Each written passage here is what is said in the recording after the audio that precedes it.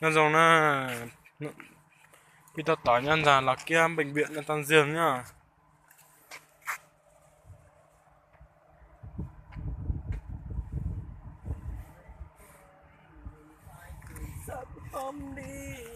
Đần là bệnh viện là toàn giường. Cái thì là trong giường là mới bảo toàn giường hết. Nghe là gì?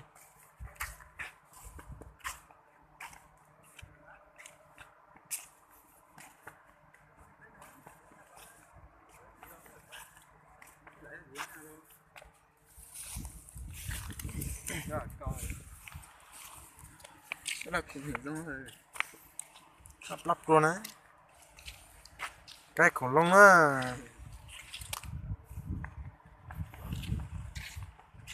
Lăng sơn tập quá. Nó nơi tiệt trứng khủng long nó Vàng ấy. đưa gần đó một số cho nó qua Đấy này. Cho ta khởi đó cái nào. Tao làm ba tỷ như thế. ăn nó tại sao man Tao là chúa một cái bình dương.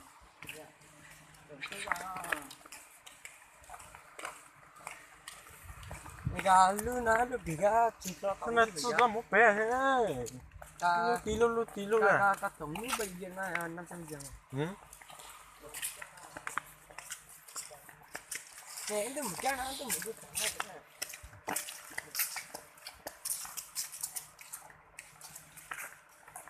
bệnh viện là giường hả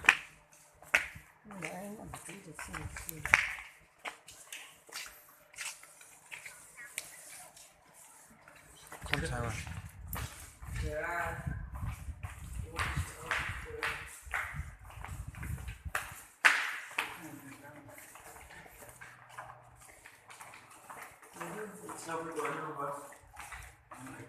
ừ nghe nào mà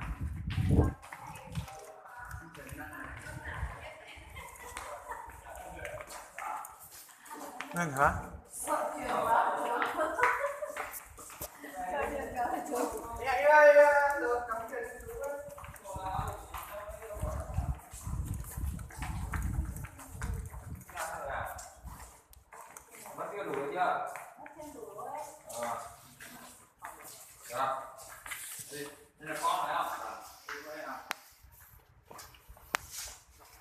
không nói nha